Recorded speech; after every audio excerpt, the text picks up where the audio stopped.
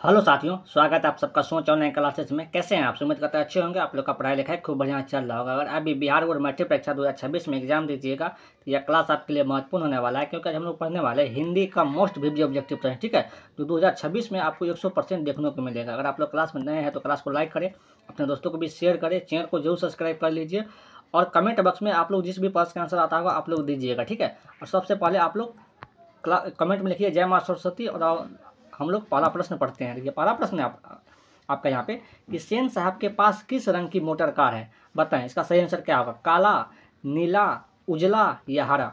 सेन साहब के पास किस रंग की मोटर कार है, इसका भी आंसर बताएं आप लोग। किस रंग का था? काला रंग का। ठीक है, और कार का क्या रंग था आप लोग कमेंट करने बताएं। ठीक है, एक का सही आंसर ऑप्शन नंबर ए हो जाएगा। देखते हैं दो का प्रश्न। ठीक है, दो का प्रश्न है आपका यहाँ पे कि सेन साहब की कितनी लड़कियां थी? बताएं, 3, 6, 5 या 4?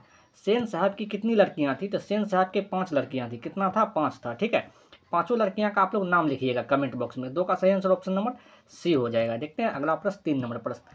देखिए आपको भी साथ में आंसर देना है।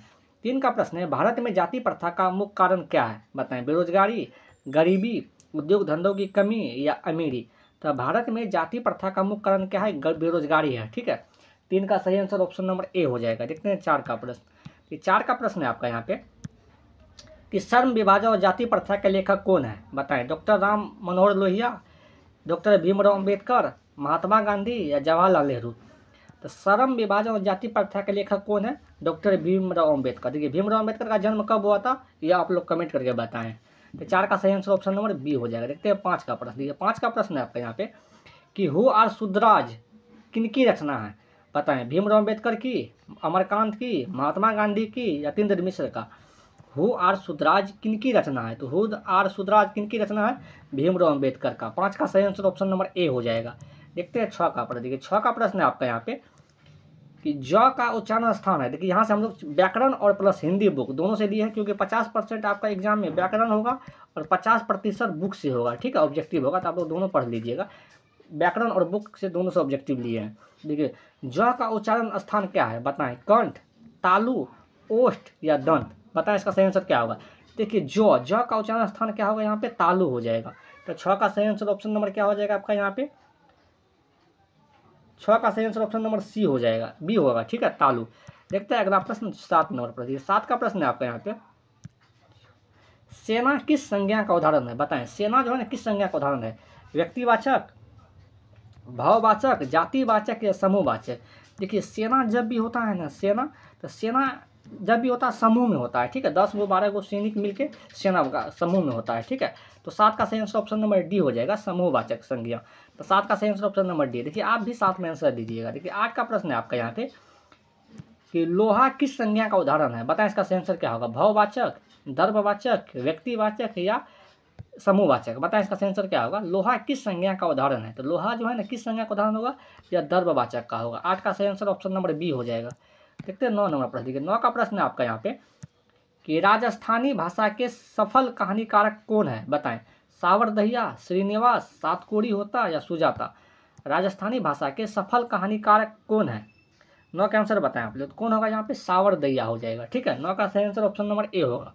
देखते हैं 10 का प्रश्न। 10 का प्रश्न है आपका यहाँ पे कि विश्व के दांत पाठ की विधा है। तो विश्व के दांत पाठ की विधा कौन सी है? निबंध है, व्यक्ति चित्र है, कविता है या कहानी है?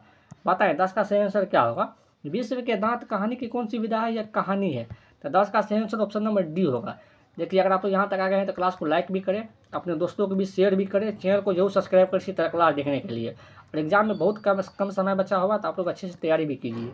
देखते हैं 11 का प्रश्न। 11 का प्रश्न है आपके यहाँ पे कि हकरस क्या थे? बताएं, ज्योतिषाचार्य, खगोल वैज्ञानिक, भूगर्भ शास्त्री या वनस्पति वैज्ञानिक? हकरस क्या थे? इसका आंसर बताएं आप लोग। 11 का हकरस क्या थे? वनस्पति वैज्ञानिक था। ठीक है, 11 का सही आंसर ऑप्शन नंबर डी हो जाएगा। देखते हैं 12 का प्रश्न। देखिए यहाँ पे 12 का प्रश्न है आपके यहाँ पे कि स्वामी विवेकानंद ने वेदांतियों का वेदांती किसे कहा? बताएं, मैक्स मुलर को, दयानंद सरस्वती को, राजा राम मोहन राय को या स्वामी विवेकानंद को? स्वामी विवेकानंद ने वेदांतियों का वेदांती किसे कहा था? बताएं इसका सही आंसर क्या होगा? 12 का किसको कहा था? आप लोग इसका आंसर कमेंट में बताइएगा। देखते हैं 13 नंबर प्रश्न। 13 क्योंकि आसान सवाल था। 13 का प्रश्न है आपका यहाँ पे कि दारिश नामक सोने की सिक्का से भरा घड़ा किसे मिला था? बताएं, हेकल को, हकरस को, वारेन हेस्टन को या विलियम जोन्स को? दारिस नामक सोने के सिक्के से भरा घड़ा किसे मिला था? किसे मिला था? वारेन हेस्टन को। ठीक है, 13 का सही आंसर ऑप्शन नंबर सी होगा। देखते हैं 14 का प्रश्न। ये 14 का प्रश्न है आपका यहाँ पे कि भारत से हम क्या सीखे, क्या है बताएं? निबंध है, कहानी है, भाषण है या व्यक्ति चित्र है? तो भारत से हम क्या सीखे, क्या है, या भाषण है। ठीक है, 14 का सही आंसर ऑप्शन नंबर सी होगा।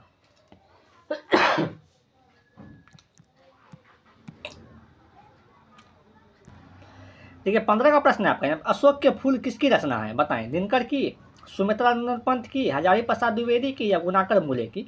अशोक के फूल किसकी रचना है? तो अशोक का फूल किसकी रचना है? हजारी प्रसाद द्विवेदी का। ठीक है, तो 15 का सही आंसर ऑप्शन नंबर सी होगा। देखते हैं 16 नंबर पर। देखिए 16 का प्रश्न है आपका यहाँ पे कि अनुमति का पर्यायवाची है। अनुमति शब्द का पर्यायवाची क्या होगा बताएं? असहमत, असहज, अनजान या सहमति? अनुमति शब्द का पर्यायवाची होगा, तो अनुमति का पर्यायवाची क्या होगा यहाँ पे? सहमति होगा। ठीक है, 16 का सही आंसर ऑप्शन नंबर डी होगा। देखते हैं 17 का प्रश्न। 17 का प्रश्न है आपका यहाँ पे अमृत शब्द का पर्यायवाची है। अमृत शब्द का पर्यायवाची क्या होगा यहाँ? नश्वर, सुधा, साधु या अयास? बताएं 17 का सही आंसर क्या होगा? कि अमृत शब्द का पर्यायवाची क्या होगा यहाँ पे? सुधा हो जाएगा। 17 का सही आंसर ऑप्शन नंबर बी होगा। देखते हैं 18 का प्रश्न। 18 का प्रश्न है आपका यहाँ पे कि गौरव शब्द का विलोम है। गौरव शब्द का विलोम क्या होगा यहाँ पे? आगत, आगमन, पराजय या लाघव? गौरव शब्द का विलोम क्या होगा? तो गौरव शब्द का विलोम क्या होगा यहाँ पे? लाघव हो जाएगा। 18 का सही आंसर ऑप्शन नंबर डी होगा। देखते हैं 19 का प्रश्न। 19 का प्रश्न है आपका यहाँ पे गुण शब्द का विलोम है। गुण शब्द का विलोम क्या होगा यहाँ पे? दाता, दोष, कृपण या दीवा?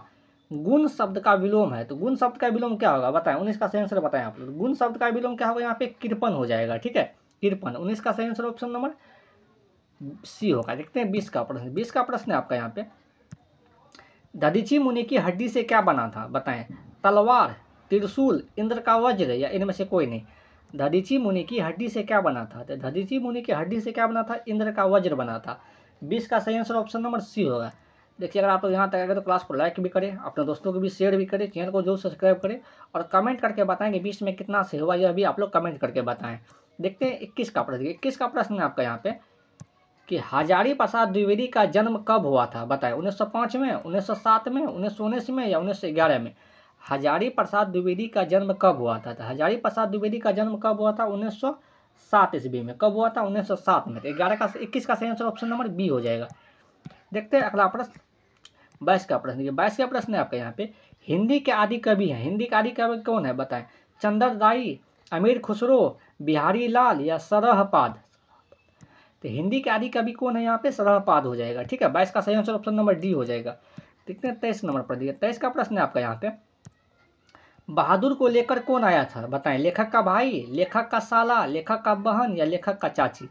बहादुर को लेकर कौन आया था? तो बहादुर को लेकर कौन आया था? लेखक का साला आया था। ठीक है, तो 23 का सही आंसर ऑप्शन नंबर बी होगा। देखते हैं 24 का प्रश्न। 24 का प्रश्न है आपका यहाँ पे जिंदगी और जोंक किस लेखक की रचना है? भीमराव अम्बेडकर की, गुणाकर मूले की, अशोक वाजपेयी की या अमरकांत की?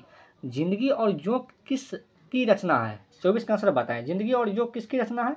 अमरकांत की। ठीक है, 24 का सही आंसर ऑप्शन नंबर डी होगा। देखते हैं 25 का प्रश्न। 25 का प्रश्न है आपका यहाँ पे कि बहादुर का बाप कहाँ मारा गया था बताएं? युद्ध में, डकैती में, चोरी में या चारवाही में? तो बहादुर का बाप कहाँ मारा गया था? युद्ध में मारा गया था। ठीक है, 25 का सही आंसर ऑप्शन नंबर ए होगा। देखते हैं 26 का प्रश्न। 26 का प्रश्न है आपका यहाँ पे कि बिरजू महाराज अपना सबसे बड़ा जज किसको मानते थे? बाबूजी को, अम्मा को, ताऊ को या पत्नी को?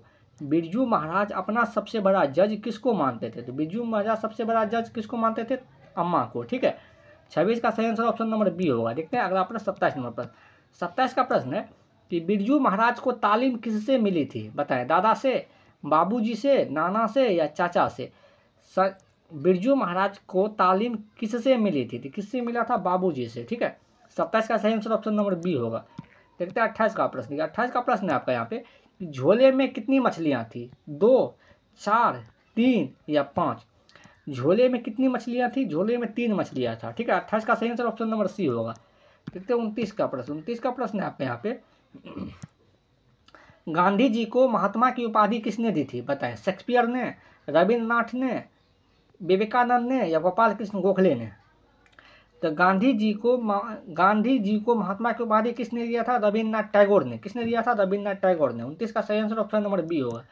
देखते हैं 30 का प्रश्न। देखिए 30 का प्रश्न है आपका यहाँ पे कि महात्मा गांधी का जन्म कब हुआ था? बताएं। 2 अक्टूबर 1867 को, 2 अक्टूबर 1869 को, या 2 अक्टूबर 1877 को, या 2 अक्टूबर 1879 को। तो महात्मा गांधी का जन्म कब हुआ था? 2 अक्टूबर 1869 ईस्वी को। 2 अक्टूबर 1869 ईस्वी को। 30 का सही आंसर ऑप्शन नंबर बी होगा। यह आज का आखिरी प्रश्न था। ठीक है, अगर आप यहाँ तक आ गए तो क्लास को लाइक भी करें, अपने दोस्तों को भी शेयर भी करें, चैनल को जरूर सब्सक्राइब कर दीजिए। और आप लोग 30 कमेंट करके बताएं कि 30 में कितना सही होगा। अगर 30 में आपका 22-23 सही है तो आपका तैयारी मस्त है। ठीक है, आज के लिए इतना ही, मिलते हैं अगले क्लास में। Thank you.